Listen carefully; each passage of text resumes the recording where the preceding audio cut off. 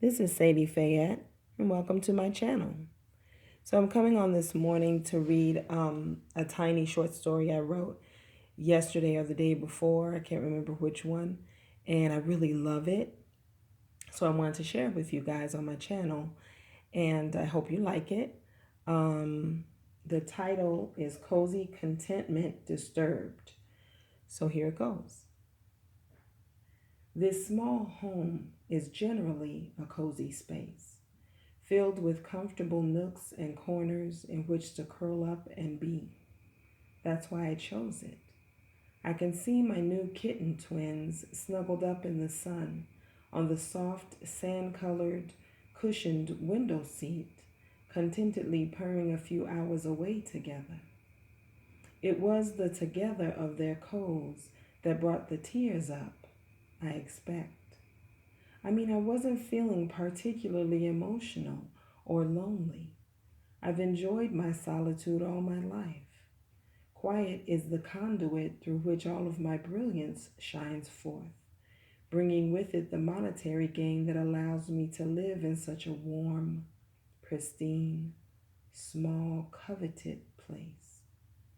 So I was in my capsulized kitchen with the hues and textures that keep the peace in my home, with the matching dish towels and floor mats, with the aromatherapy scents from the lavender plug-ins and similarly scented dish soap.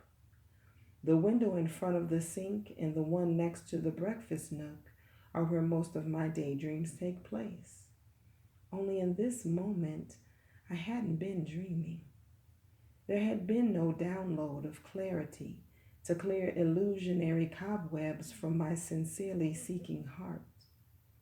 I had only sat down to read another Jane Austen-like novel about magnified moments in mundane lives and social expectations of marriage without love, drinking my coffee mixed with cocoa for sweetness, when it happened.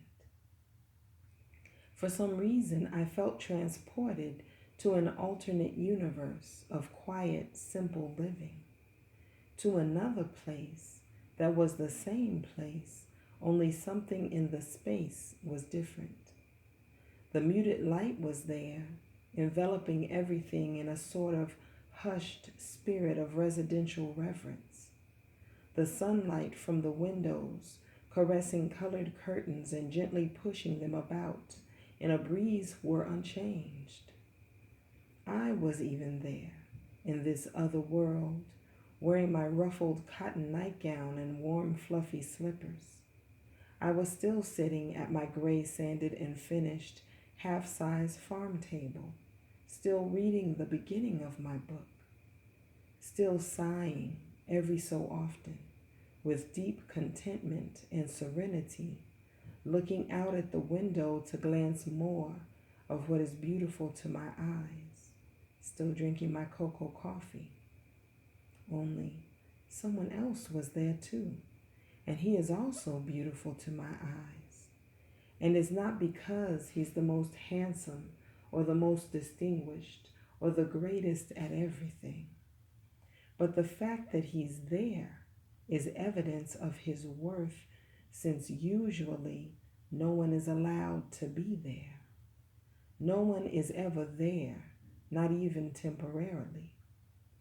So, in this vortex of classically satisfying home life captured, I see myself glance from the window to this, my love? Yes, my definite love, in nothing but his Egyptian cotton pajama bottoms and bare feet. Because even though he loves to sleep naked, I won't allow him to walk around and sit down naked in my house. I do like a bit of decorum after all my Jane Austen perusing over a lifetime. He looks so natural in that area of the nook. He looks so at home, reading the paper and drinking his coffee black. His dark, disheveled hair is the only sign that he didn't just arrive, but has been there at least for one night. Maybe is always there, but I don't know. This is only a reverie, another vantage point to consider from. but it feels so right.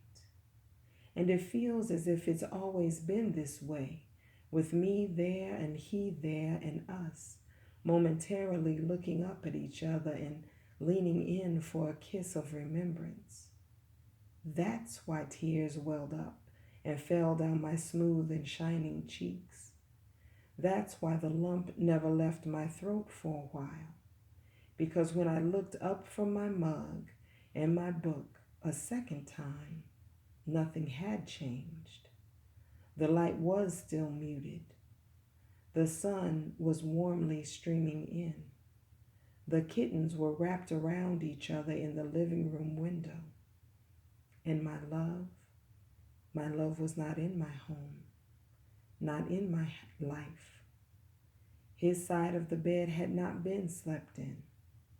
There was still only one toothbrush in the cup, only one mug missing from the cabinet, and still only one person living in this cozy home with comfy nooks and corners, usually filled with contentment. Peace.